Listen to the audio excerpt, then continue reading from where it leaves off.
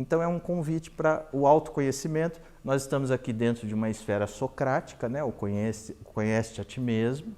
Então o objetivo da palestra é esse, que a gente se aprofunde no conhecimento de nós mesmos. E é claro que eu vou começar fazendo isso do outro. Então eu vou falar do outro e do outro para falar da gente. Porque é mais fácil falar do outro, né? Já perceberam isso? Mais fácil falar do outro. Então eu vou começar falando do outro, mas o objetivo principal é que vocês saem daqui fazendo uma reflexão sobre vocês mesmos. Uma reflexão individual. Mas eu vou dar bastante exemplo do outro. E eu quero praticar um pouquinho como que a gente pode conhecer o outro. Como que a gente pode conhecer o outro? Então eu vou dar algumas categorias para vocês no final, mas do meio para o final, para a gente fazer um exercício. Como que é possível a gente conhecer o outro? E aí vocês vão perceber como isso é difícil, como é difícil conhecer o outro.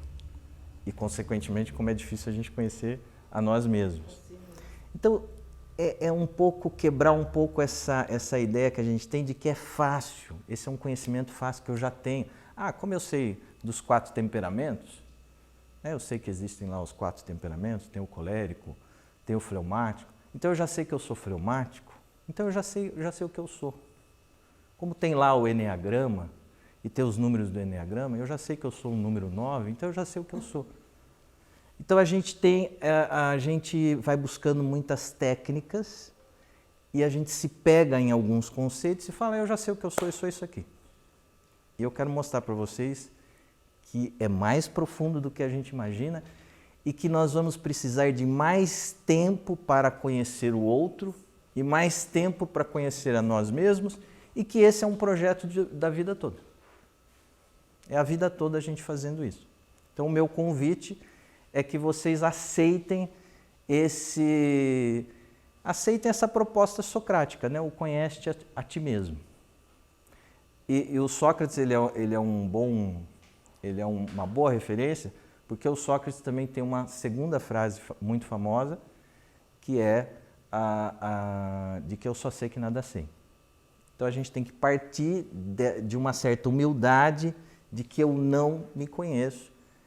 E é sabendo que eu não sei o que eu sou que eu vou me abrir para a possibilidade de eu me conhecer. Então o que o Lacan está dizendo é: jogue fora os conceitos que você tem de si e se busque em novos conceitos. Essa é a proposta. Então, isso aqui também foi feito por Santo Agostinho, né? Santo Agostinho ele fez esse processo de autoconhecimento sob o olhar de Deus, que aí fica complicado, porque diante do olhar de Deus você tem que se mostrar verdadeiramente, né? De uma forma transparente. O que você vai esconder de Deus? Você não pode esconder nada, né? Então você tem que se mostrar por inteiro. Então é diante desse olhar de Deus que o Santo Agostinho foi fazendo esse processo. Através ele deixou isso escrito para nós através das confissões. Então nós estamos também numa proposta agostiniana, né, do conhece-te a ti mesmo e de uma espécie de confissão, né? Esse é um processo de confissão. Que existem 2 lados. A gente descobrir nossos erros, né? A gente descobrir nossas atitudes que são inadequadas, que são erradas, mas que também o que é surpreendente é a gente se deparar com valores que nós temos e que a gente nunca imaginou que a gente tivesse. Então, os 2 lados são surpreendentes. Nossa, então eu sou assim, no sentido negativo?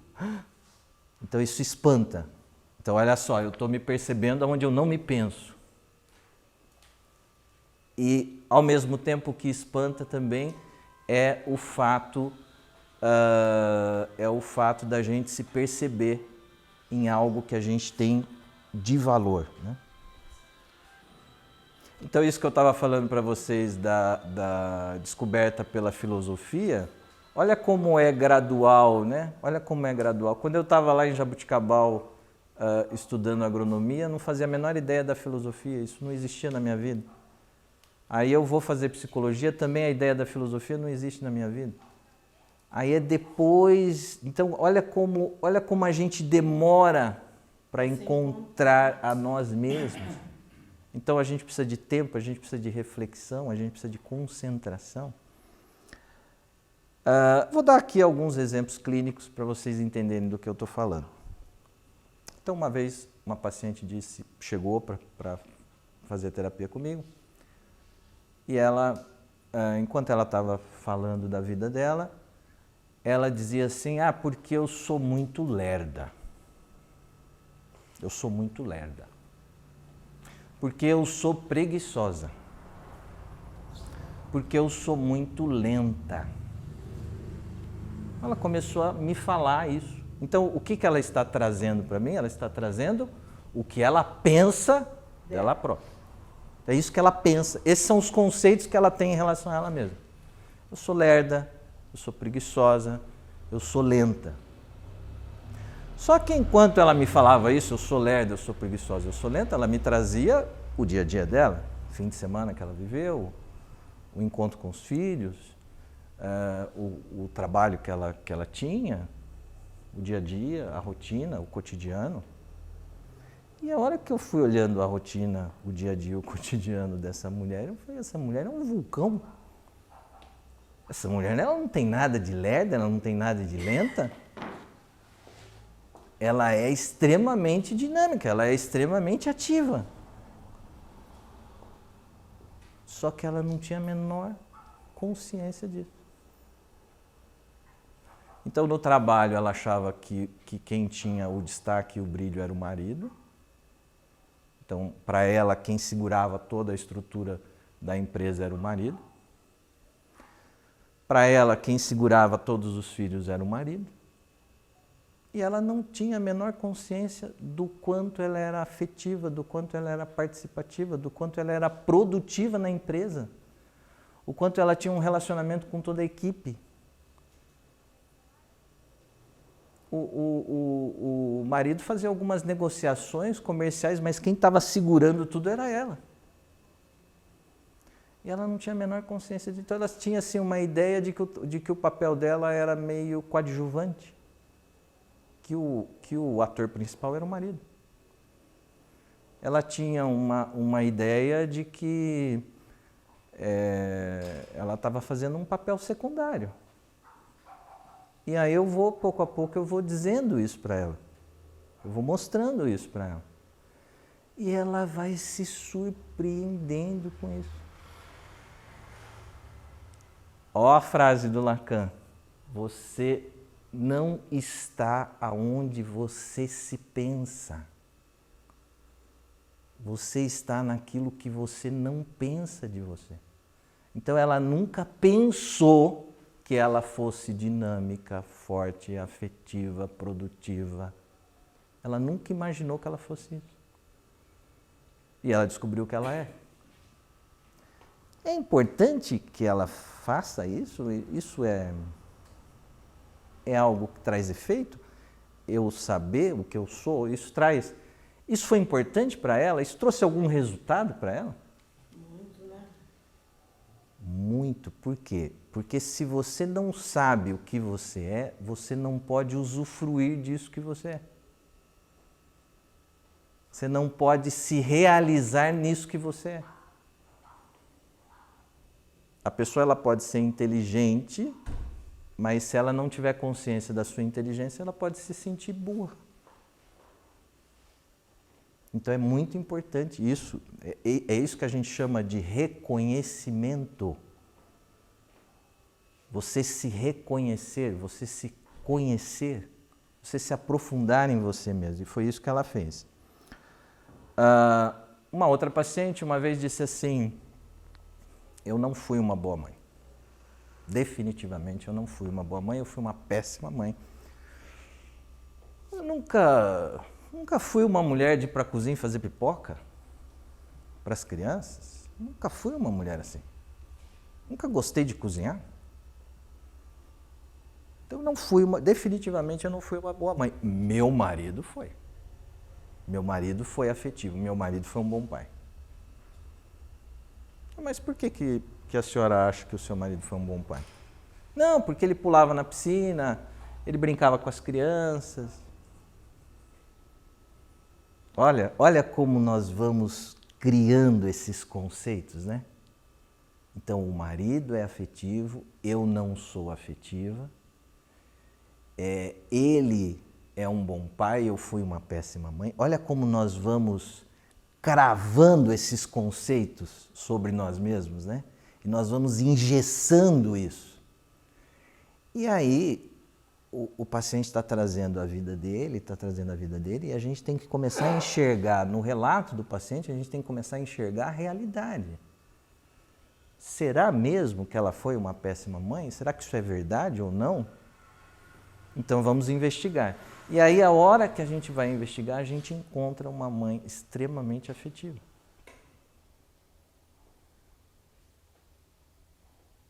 E eu começo a mostrar isso para ela.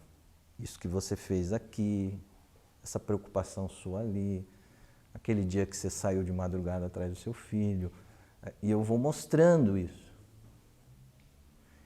E o marido, que ela acreditava que tinha sido ali um marido excepcional, muito afetivo, ele, pelo fato dele entrar na água e jogar um pouco de água para cima, ela via nisso um grande afeto. Ele não era afetivo. Ele era distante, frio. Mas como de vez em quando, de 15 em 15 dias, ele pulava na piscina e jogava água para cima, ela viu nisso uma grande demonstração de afeto. Então, eu sofria, ele é afetivo. Era o contrário. Era o contrário. Então, aonde ela estava onde ela nunca se pensou dela mesma. Então, essa questão do autoconhecimento é sempre um susto, é uma surpresa. Se você estiver se conhecendo e você estiver muito confortável se conhecendo, numa espécie de zona de conforto, deitada numa espécie de travesseiro da NASA, você não está se conhecendo. O autoconhecimento, ele é tanto no sentido do valor, como no sentido dos erros, das falhas, como nesse exemplo que eu vou dar aqui. Você deu 2 casos aí que elas são boazinhas. Boazinhas. Agora eu vou falar de um caso. Não é uma perseguição. Esse aqui esse caso mais negativo é o marido, mas eu não estou fazendo uma perseguição aos maridos, não, tá? Fiquem tranquilos. É um mero acaso. Ele estava assim, recostado numa poltrona, a esposa do lado, fim de tarde, os dois quietos, pôr do sol, essa cena, lugar meio de campo, e ele resolve fazer uma pergunta para sua esposa. Ele diz assim: como é que você me vê? Ele perguntou isso. Ele teve coragem, né? Ele teve coragem. Como é que você me vê? E a esposa falou. A esposa falou como ela ouvia. Ela falou assim: olha, você é mal-humorado, você entra aqui reclamando. Você já chega, você abre a porta, você já está reclamando.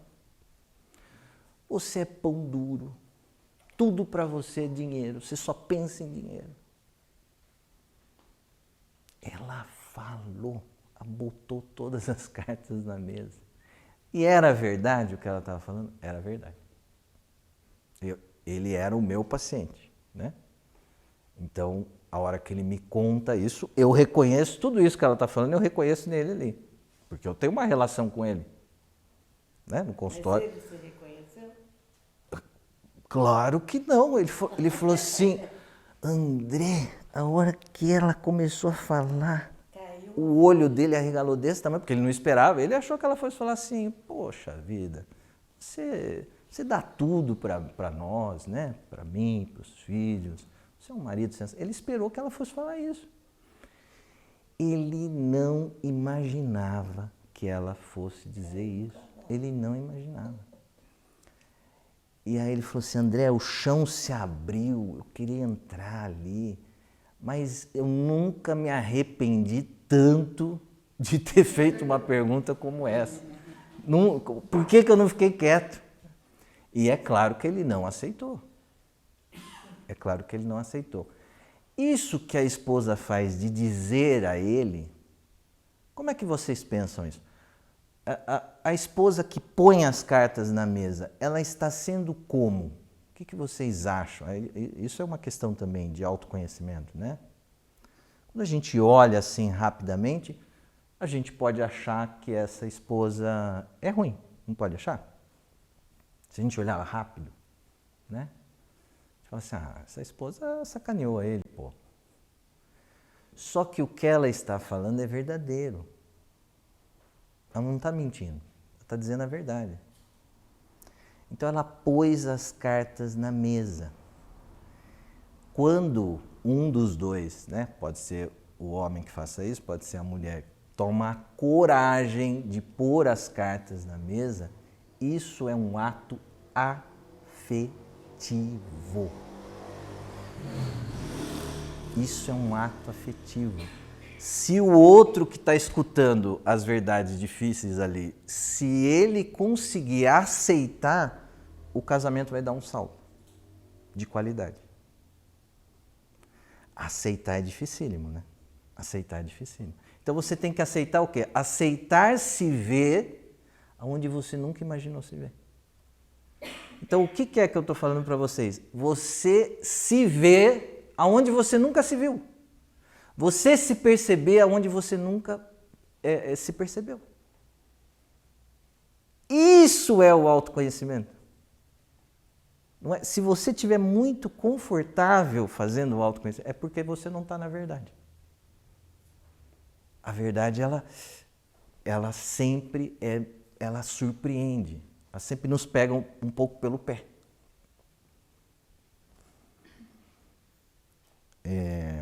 Tudo bem? Podemos caminhar? Mas esse marido não acabou aceitando finalmente?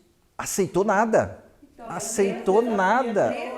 Aceitou nada. Nada. E a hora que eu vou tentando colocá-lo nisso, né? Aí ele fica bravo comigo. Ele ficou bravo com a esposa e ficou bravo comigo. Não aceitou, não aceitou. Ela foi ingrata, ela foi agressiva. Isso é interessante. Isso é muito interessante. Nem sempre aquilo que a gente acha que é uma agressividade é agressividade. Às vezes é o oposto. Às vezes é um ato de amor, é um ato de afeto. A coragem de colocar as cartas na mesa. Porque a pessoa que está sentindo aquela agressão dele, né? Porque ela que estava passando, né? Ele ser pão duro, ele ser crítico, né? Ela estava sentindo aquilo e ela foi sincera e colocou, mas ele não serviu. Mas olha que bonito isso, olha que bonito isso. Aquilo que ele não dá a ela e aos filhos é o que ele não dá a ele próprio. Isso é uma lei da vida. Isso a gente não percebe, isso não está visível, mas é. Aquilo que eu dou à minha esposa e aos meus filhos é o que eu dou a mim mesmo. Aquilo que eu não dou à minha esposa e não dou aos meus filhos é o que eu não dou a mim mesmo. A gente não percebe isso, né? A gente acha que é só, nesse caso, a gente acha que é só a esposa que está se dando mal, né? Porque ele é difícil e ela tem que aguentar o difícil. Não, essa dificuldade que ele cria para ela, ele está criando e vivendo isso para ele o tempo inteiro. Muito pior até. Muito pior até. Mas se ele não tem noção de que ele faz isso, ele não sofre. Claro que ele sofre. Claro que ele sofre. Ele sofre muito.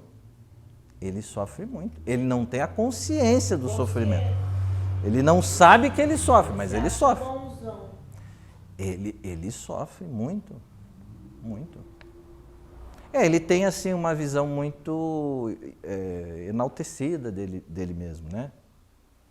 Que uma visão muito idealizada dele mesmo, que que ele é sensacional, né? E aí qual é o problema disso? A idealização, ela atrapalha o processo de autoconhecimento. Toda vez que a gente se idealiza, a gente perde o contato com a realidade. Duas coisas atrapalham o processo de autoconhecimento. Você se achar muito, você se idealizar muito, e também você se inferiorizar muito, isso atrapalha o processo de autoconhecimento. Aí você fala, eu não sou nada mesmo, eu sou um lixo. Então, a sua censura, a sua autocrítica é tão pesada sobre você que você impede a possibilidade de se conhecer. Então, nem lá embaixo e nem lá em cima. A gente tem que buscar esse caminho do meio para auxiliar o autoconhecimento. Então, quando a pessoa se idealiza muito, você tem que ir desconstruindo essa idealização. E quando a pessoa está muito lá embaixo, você tem que puxá-la. Você tem que trazê-la para cima. Você não é isso que você imagina ser, né?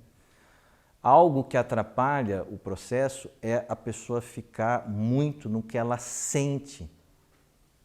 Eu sinto que eu sou um lixo mesmo, eu sinto que não vale a pena. Por exemplo, amanhã eu tenho que acordar e ir lá para a minha sala, para o meu consultório, para atender os pacientes. E eu acordo achando que não vale a pena. Eu sinto que não vale a pena. O que eu tenho que fazer com isso que eu estou sentindo? Joga fora, vai atender. Não fica no que você sente. Não fica no que você sente. O que você está sentindo não é padrão de realidade nenhum. O que você sente é uma mera impressão subjetiva. O que você sente atrapalha a percepção e a constatação da realidade. Então a gente não pode ficar no que a gente sente, a gente tem que ir para a realidade, vai para a realidade, vai viver. Mas eu não sei, eu tô me sentindo fraco. Eu estou sentindo que eu vou ficar doente. Eu não sei, eu sinto aqui atrás, eu sinto um quente, depois eu sinto um frio. É um negócio. Você fica só no que você sente, esquece o que você sente, joga no lixo, isso não serve para nada. Vai para a ação, vai fazer, vai atrás dos seus projetos, vai atrás das suas coisas. Então, ficar muito no que sente atrapalha. Imagina se você se sente muito carente, sozinho, abandonado, e você ficar sentindo e ressentindo isso, você só vai para baixo, isso vai te deprimir. Então, nós não podemos dar muito espaço para o nosso sentimento. O verdadeiro sentimento é o amor, que é quando nós estamos no vínculo, que é quando nós estamos em contato com a realidade, quando nós estamos em ação. O ser é ação, né? Nosso ser é ação.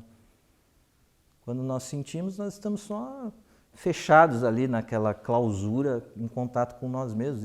Isso é só a nossa patologia, é só a nossa doença. Então, se você ficar cultivando isso não vai te levar para lugar nenhum. Outra coisa também que atrapalha o autoconhecimento é o desejo. Então, por exemplo, você começou a conhecer alguém, né, para namorar. E você deseja muito que dê certo. E aí, se você deseja muito que dê certo, você não vai ver defeito nenhum nele, né? Que defeito você vai ver nele? Defeito nenhum, porque você deseja tanto que dê certo. Então, o desejo, ele acaba impedindo que eu conheça essa pessoa. A visão. Impede, você fica cego. Então, você fala assim, nossa, mas é um homem maravilhoso, é um homem sensacional, é uma mulher maravilhosa, é uma mulher sensacional. Não, ele não é tudo isso. Isso é o que você quer que ele seja. Isso é o que você quer que ela seja. Então, isso também atrapalha o processo do conhecimento.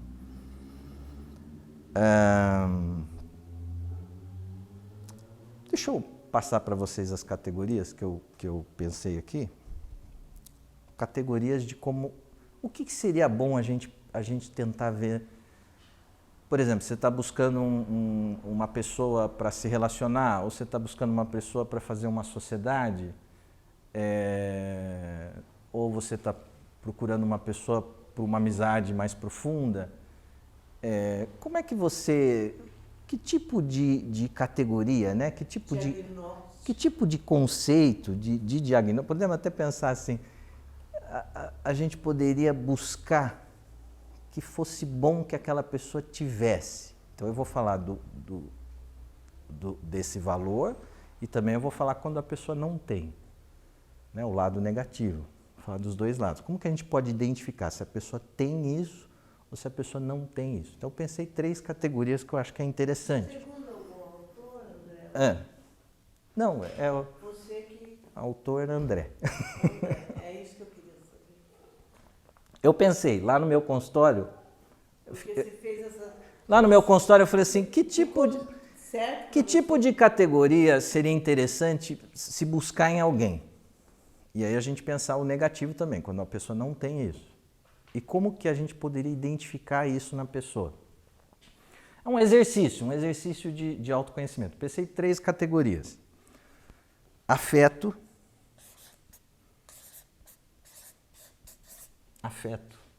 Se a pessoa é afetiva ou não. Né? Pensei em ação.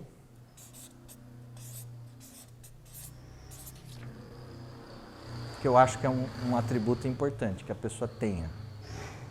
A pessoa tem ação. E vínculo.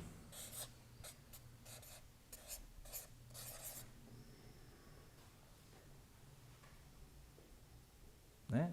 Afeto, ação e vínculo. Como que a gente pode saber se uma pessoa é afetiva ou não?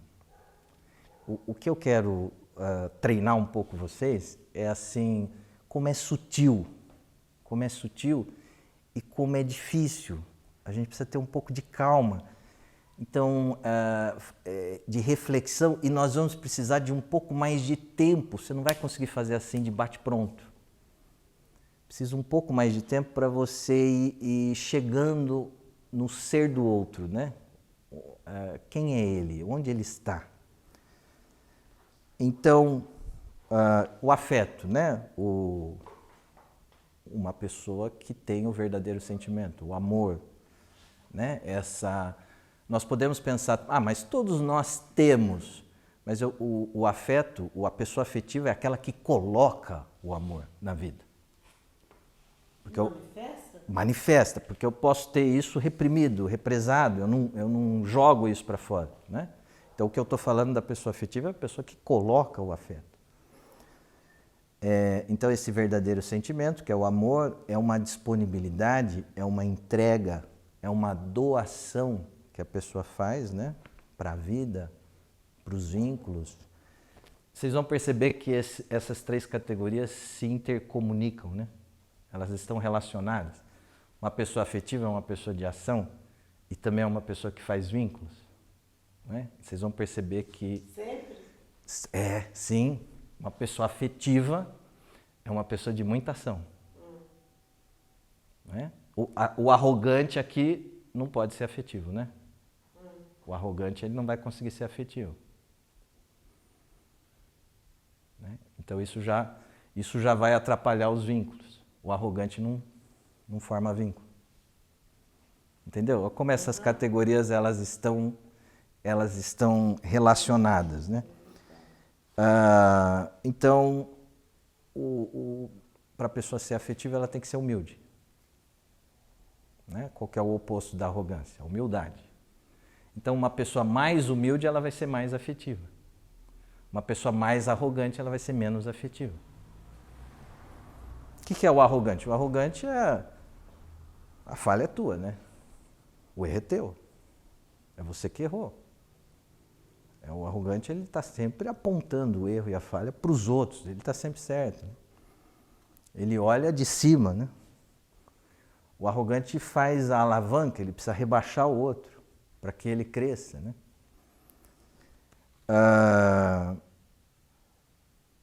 Então vamos lá, algumas... e também, claro, a pessoa afetiva, ela tem ética, né? Ela não vai te sacanear, ela não vai puxar seu tapete porque ela é afetiva.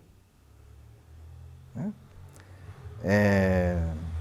Há uma lealdade, pessoa afetiva, ela é leal. Por isso que é importante a gente saber identificar, né?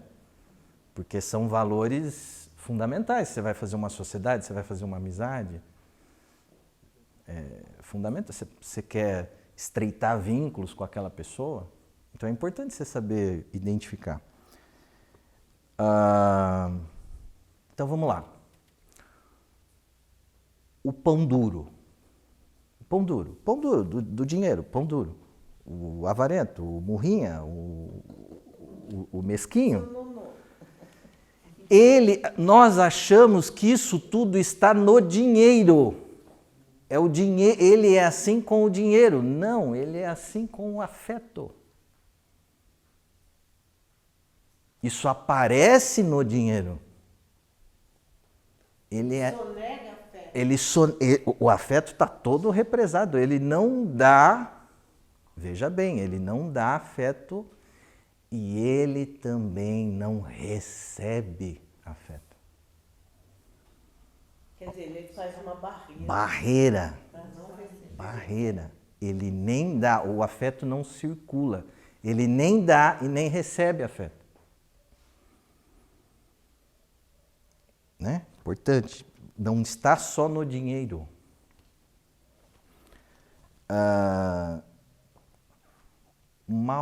O mal-humorado é uma falta de afeto, mau humor. Claro que a gente pode ter episódios na vida, né? Mas eu estou dizendo aquela pessoa mal-humorada o tempo inteiro. Acorda mal-humorado, vai dormir mal-humorado, né? O mal-humorado contínuo. Então, isso é uma falta de afeto. Também não consegue nem dar o afeto, nem receber o afeto. Uma coisa que engana, uma pessoa ser muito social. Ela é muito dada ao social. Ela vem, ela abraça, ela lembra do seu nome. Ela diz, semana passada eu estava pensando em você. No churrasco ela vai em todas as mesas, né? Ela é muito social. Pode ser que ela seja afetiva, mas pode ser que não. Pode ser que ela seja afetiva ou não. A gente precisa analisar. O fato dela ser dada no social, não é suficiente. Quer dizer que seja afetiva. Não quer dizer. Você pode olhar essa pessoa na intimidade e os vínculos íntimos serem terríveis. Vocês nunca ouviram falar daquele ditado? Um anjo na rua, um demônio em casa? Um anjo na rua, um demônio em casa. Então a gente precisa de tempo para analisar, precisa de calma para analisar. O fato da pessoa abraçar todo mundo, fazer aquele barulho social, às vezes isso pode estar escondendo algo, não pode? Sei lá, a pessoa tem problemas ali, sei lá, o álcool, tem questões ali na vida, e aí então faz esse barulho no social para compensar. Ela precisa compensar, porque ela está devendo, né? Então ela precisa compensar de alguma forma.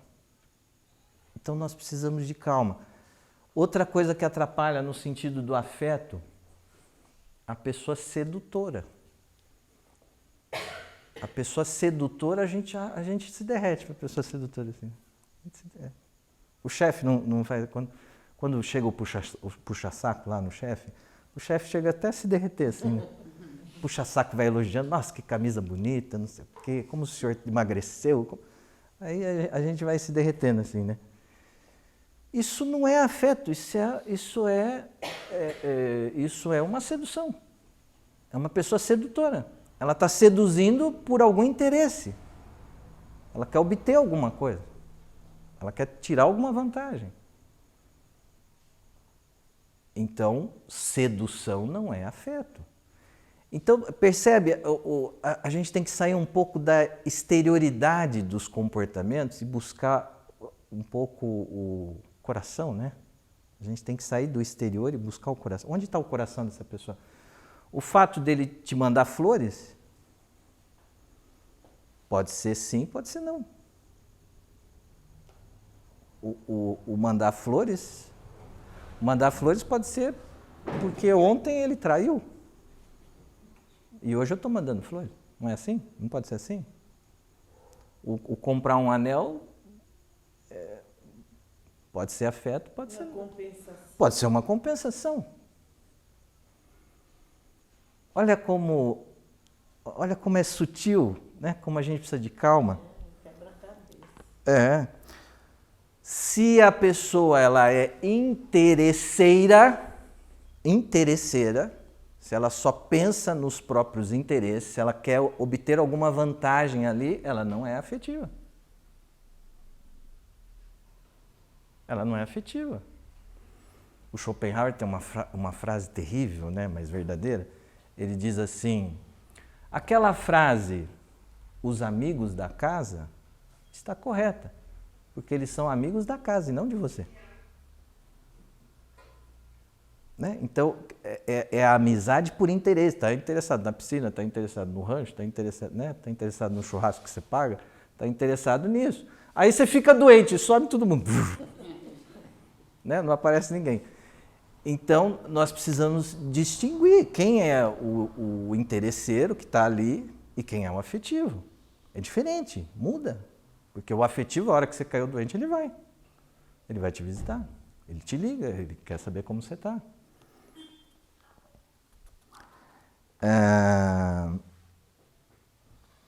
Uma coisa que a gente confunde muito, isso dá muito problema.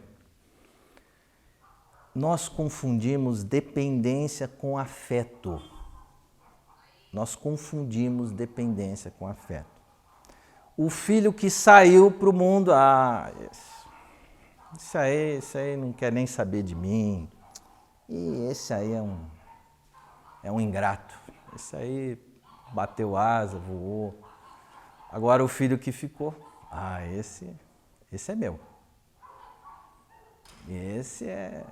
Esse gosta do pai, esse gosta do... Então nós confundimos dependência com afeto. O filho que bateu asa e voou, ele não está virando as costas para você, ele está fazendo o que ele tem que fazer, ele tem que ganhar a vida dele. Isso não significa que ele não te ama, mas a gente confunde. O marido que fica colado, grudadinho, a esposa que fica colada, grudadinha. Aí a esposa fala assim, eu vou fazer um curso lá em São Paulo. Essa não está nem aí para mim. Ela quer fazer curso em São Paulo, onde já se viu? Quer fazer curso em São Paulo? Então ela não está nem aí para mim. Não, ela está buscando conhecimento, está indo para São Paulo para buscar conhecimento. Né? A melhora dela, a melhora dele, é bom para o casamento, é bom para o namoro. Mas nós confundimos tudo isso aí. A gente acha que o afetivo é o grudadinho. É o que fica coladinho. E aí a questão, hein? Quanto maior a dependência, menor o afeto. Isso é difícil, hein? Da gente aceitar, né? Quanto maior a dependência, menor o afeto. Então, quem ama sai, vai fazer suas coisas e volta. E por que ela volta? Porque ela ama. O que fica grudadinho, ele quer controlar. Ele quer controlar, ele quer a posse. O afeto, o Santo Agostinho tem uma frase muito interessante, ele fala que o afeto precisa de espaço para circular.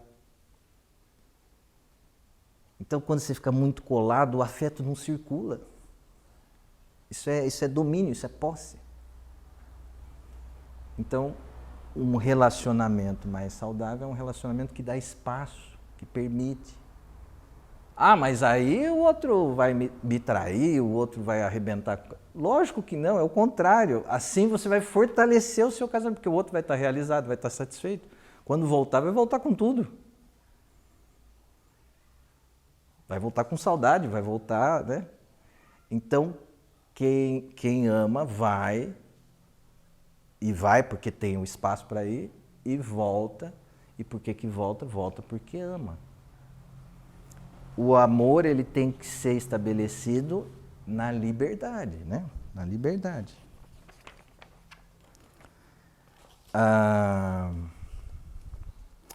Outra confusão que nós fazemos, muito. Quando uma pessoa é muito ativa, quando ela tem muita ação, quando ela tem muita iniciativa, quando ela tem uma atuação, né, grande, nós acreditamos que ela é agressiva. Olha a confusão que a gente faz.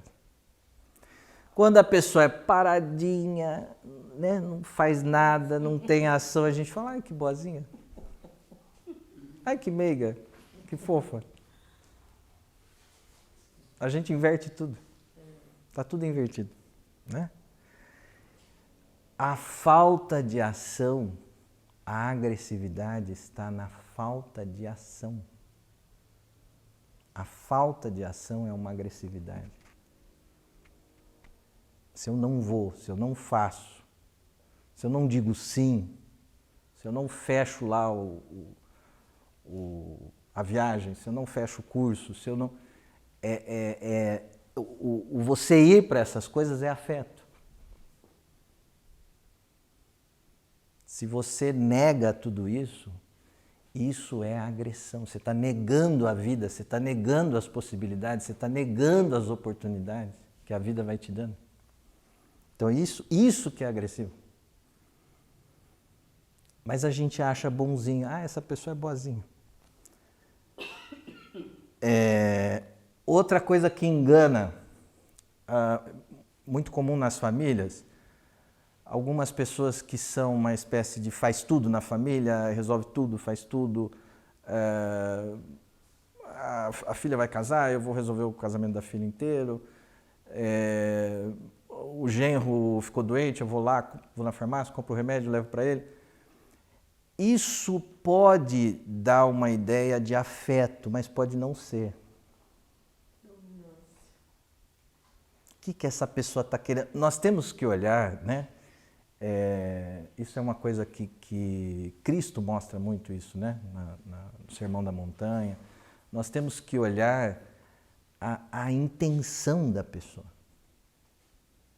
Ela está fazendo isso com qual intenção? Então, se ela está fazendo isso com algum interesse, então ela não está no afeto. Então, isso pode ser feito numa tentativa de controle. Eu quero controlar a minha filha, então por isso que eu vou lá. Por isso que eu faço uma espécie de pacto com o meu genro. Porque eu quero controlar a minha filha. Eu quero saber de tudo. Então, eu não estou indo lá na farmácia... Controladora, dominadora. Então, eu não estou indo lá na farmácia comprar o remédio porque eu sou afetiva? Não. E levar lá para o genro porque eu sou afetiva? Eu estou indo porque eu quero, né? Eu quero ter a posse. Então, essa questão também da ação é muito importante. Uma pessoa mais afetiva é uma pessoa com mais ação, uma pessoa com mais produtividade, uma pessoa com mais iniciativa, uma pessoa que diz mais sim. A prima convidou lá para ir no aniversário. Vai no aniversário. Vai no aniversário. Diga sim. Né? Vá, senta lá, conversa. Por quê? Porque nós precisamos da vida para viver. Nós precisamos da vida para viver. A vida não precisa da gente. A vida não precisa da gente. Ué, se o André não estiver aqui amanhã, o que acontece com a vida? Ela toca o barco. Para ela não faz falta nenhuma. Mas o André precisa da vida. Eu amanhã tenho que acordar e ir na direção da vida. Eu preciso dela. Ela não precisa de mim, não. Mas eu preciso dela para viver. Se eu não for na direção dela, eu não estarei vivo, né? Eu vou viver meio zumbi. Não tem aquela coisa bíblica de que a gente conhece a árvore pelos frutos? Não é bíblico isso? A gente conhece a árvore pelos frutos. Então, o que são os frutos da árvore? É a nossa ação, né? Que a gente realiza, que a gente faz. Então, é fazendo bons frutos, é indo para a ação, é realizando coisas que a árvore tem valor, né? Então é fundamental essa questão da ação e muito importante. Quanto maior é a lamentação, quanto mais uma pessoa lamenta, reclama, se queixa, menor é a ação. Menor é a ação. Essa ação está baixa. Quando você pega uma pessoa com muita ação, ela não tem tempo de reclamar. Ela não reclama, porque ela está vivendo. Ela vai reclamar do que? Ela está vivendo. Então, muita lamentação, pouca ação. Eu estou achando que vocês estão quietinhos porque vocês estão sentindo, né? Eu acho que eu estou conseguindo fazer vocês sentirem. E o vínculo, terceira categoria, vínculo. O que é o vínculo? Compromisso. Pô, eu estou com você aqui, ó. Eu estou com você, eu estou segurando sua mão, não vou soltar. Isso é vínculo. Não importa. Ah, mas e se chover? Ué, se chover, não importa, eu estou aqui. Ah, mas e se nevar? Não importa, eu estou aqui. Ah, mas e se eu ficar doente? Eu estou aqui. Isso é vínculo. Eu estou aqui para o que daí vier. Eu estou com você. Só faz vínculo quem tem afeto. Né? E só vai fazer vínculo uma pessoa de muita ação. Se você não tiver ação, os seus vínculos vão ser frouxos, vão ser fracos, vão ser esgarçados. Né?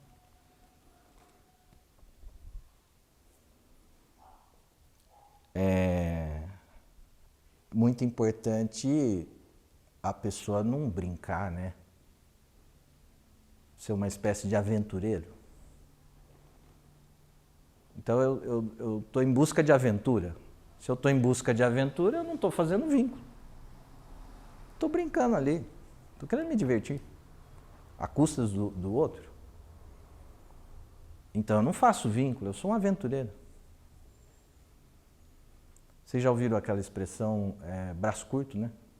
Pessoa com braço curto. Pessoa com braço curto é uma pessoa sem ação e também que não vai conseguir fazer vínculo. Sabe o braço curto, né? Ele nunca vai pegar cerveja. Ele fica esperando que o outro pega para pôr no copo dele. Né? Ele nunca vai dar o churrasco. Né? Ele quer ser servido. Né? Então essa pessoa que só quer ser servida, ela não vai fazer vínculo. Porque para você fazer vínculo, você tem que fazer 50%, o outro faz 50%, você faz 50%, o outro 50%. Você... Essa expressão foi nova para mim. Você compartilha. Braço curto foi nova para mim. Não sabia? Não. É o braço curto. Você tá lá no... Que legal. Você tá lá no bar, você tá lá no barzinho. Você tá lá no barzinho. Tem 4 pessoas. Verdade. Um levanta para pegar cerveja. A outra hora vai a outra amiga. A outra hora a outra amiga. O braço curto, ele nunca vai levantar. Ele nunca vai levantar. Ele imagina que ele vai levantar. Conheci mais uma. Botar a cerveja para gelar, né? Sabe? Né? Vou botar a cerveja para gelar porque o pessoal vai chegar. Imagina que o braço curto vai fazer isso. Na Rosa Cruz todo mundo tem braço comprido. Ah, então. Aí. Então. O infantil, né? O infantil não vai assumir. O vínculo tem muita responsabilidade, né? Vínculo de trabalho, vínculo de amor. Tem muita responsabilidade. Então a pessoa que é mais infantil, eu não quero assumir responsabilidade, não. Isso aí deixa para os outros, né? Então a pessoa que não quer assumir responsabilidades, ela não vai conseguir, os vínculos vão ser fracos. Então como é que ela vai ser na vida? Ela vai ser dependente. Ela vai depender dos outros. Ela vai depender que alguém faça para ela. Existe muito namoro, casamento, em que um puxa o outro, né? Um puxa. Um tem mais ação, tem mais afeto. e puxa o outro que é mais sem ação, né? É mais infantil, sem vínculo.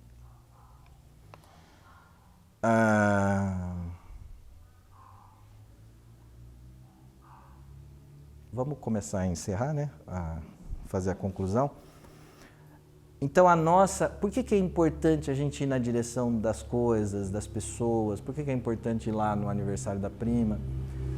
Porque a nossa consciência só se expande através dos outros. Se eu ficar fechado no meu quarto, eu não vou me conhecer. Então eu preciso sair, eu preciso ir, eu preciso me inscrever, me matricular, eu preciso ir na direção das coisas para que eu tenho que sair um pouco de mim para que saindo de mim eu me reencontre. Só que aí eu vou me reencontrar de uma forma mais profunda, porque eu vou me descobrir através dos outros. A nossa consciência só se expande através dos outros. Então é aquela ideia da gente se ver aonde a gente nunca se viu e da gente se perceber aonde a gente nunca se percebeu. E eu queria encerrar com uma frase do Jung, não podia faltar, né? O Jung tem uma frase muito famosa, está aí na internet o tempo inteiro, vocês devem conhecer. Quem olha para fora, sonha. Quem olha para dentro, desperta. Quem olha para fora, sonha. Quem olha para dentro, desperta. Então esse é um convite para que vocês se aprofundem em vocês. Esse é um projeto para a vida toda. Vai chegar um dia que eu vou esgotar o conhecimento, que eu, André, vou conhecer totalmente. Não, isso não tem fim. Isso é um trabalho que não tem fim. Eu vou sempre descobrir, sempre vou descobrir coisas que eu não sei de mim, num sentido negativo, e sempre vou descobrir coisas positivas também a meu respeito que eu não fazia a menor ideia. Então esse é um trabalho que não tem fim. E o que o Jung está dizendo? Quando a gente se aprofunda em nós mesmos, nós despertamos. Então é isso que a gente ganha ao fazer esse trabalho, né? Gente, eu acho que era isso, né? Vocês ficaram tão quietinhos. Muito produtivo. É isso aí, Adé. Parabéns. O Roberto quer falar aqui uma... Você fez lembrar uma frase, na Grécia Antiga, acima do portal de Apolos, na Grécia Antiga, né? Estava escrita a máxima: homem, conhece a ti mesmo. Então conhecerás os deuses e o universo. Isso. É o que a gente encontra. É que ele falou no começo. E é isso que deixa o Sócrates intrigado, porque dentro ali do oráculo de Delfos, né, tinha a sacerdotisa ali que tinha a comunicação direta com os deuses. E essa sacerdotisa, quando ela fala, é a fala da verdade. Da verdade. Né? Ela falou, é a verdade.